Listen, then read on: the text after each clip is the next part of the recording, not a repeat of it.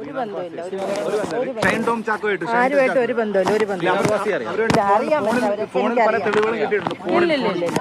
അവരുടെ ഫ്രണ്ട്സാണ്. പക്ഷെ അവരുമായിട്ട് ആരുമായിട്ട് എനിക്കൊരു ബന്ധം. ഞാൻ സിനിമയിൽ ഒരാളാണ്. സിനിമയായിട്ട് ബന്ധമുണ്ട് എനിക്ക്. അവരുമായിട്ട് ബന്ധമില്ല. ഷൈൻ ടോം ചാക്കോ ഉൾപ്പെടെയുള്ള സിനിമാ അഭിനേതാക്കളുമായി ലഹരി ഇടപാടുകളുണ്ടോ എന്ന മാധ്യമപ്രവർത്തകരുടെ ആവർത്തിച്ചുള്ള ചോദ്യങ്ങളോട് തസ്ലിമ പ്രതികരിച്ചതാണ് കേട്ടത്. പ്രതിക്കൂട്ടിൽ തൊഴുകൈകളോടെ നിന്ന പ്രതികൾ അഭിഭാഷകനെ മാറ്റുകയാണെന്ന് കോടതി അറിയിച്ചു. ഒന്നാം പ്രതി തസ്ലിമയ്ക്ക് വേണ്ടി ഹൈക്കോടതി അഭിഭാഷകൻ ഓൺലൈൻ വഴി ഹാജരായി.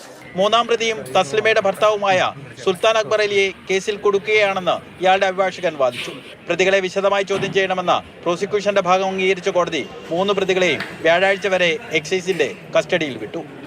ഇവരിനി ഇതുമായിട്ട് ബന്ധപ്പെട്ട് ഇവരെ തെളിവെടുപ്പ് നടത്തും.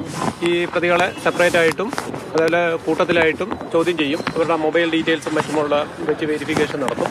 കാറിൽ ആലപ്പുഴയിലേക്ക് കൊണ്ടുവന്ന 2 കോടി രൂപയുടെ ഹൈബ്രിഡ് കഞ്ചാവ് ഈ മാസം 1-ാം തീയതിയാണ് എക്സൈസ് പിടികൂടിയത്. അഭിനേതാക്കളായ ശ്രീനാഥ് ഭാസി, ഷൈൻ ടോം ചാക്കോ തുടങ്ങിയവർക്ക് നിരോധിത ലഹരി വസ്തുക്കൾ വിറ്റിരുന്നതായി പ്രതികളുടെ മൊഴിയുണ്ട്. എന്നാൽ സിനിമാ നടന്മാരെ വിളിച്ചു വരുത്തി ചോദ്യം ചെയ്യാനുള്ള തെളിവുകൾ നിലവിൽ എക്സൈസിന്റെ പക്കലില്ല.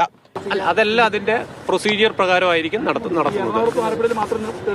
അല്ല, അങ്ങനെ നമുക്ക് പറയാൻ കഴിയില്ല. കാരണം അവരെ ഇന്ററോഗേറ്റ് ചെയ്ത് അതിൽ നിന്ന് കിട്ടുന്ന എവിഡൻസിന്റെ അടിസ്ഥാനത്തിലായിരിക്കും ബാക്കിയുള്ള തുടർ നടപടികളിലേക്ക് പോകുന്നത്. 100 ചോദ്യങ്ങളാണ് പ്രതികൾക്കായി അന്വേഷണ സംഘം തയ്യാറാക്കിയിട്ടുള്ളത്. 3 സംഘങ്ങളായി തിരിഞ്ഞ് 3 പേരെയും ഒറ്റയ്ക്കൊറ്റയ്ക്കായിരിക്കും ചോദ്യം ചെയ്യുക. മാതൃഭൂമി ന്യൂസ്, ആലപ്പുഴ.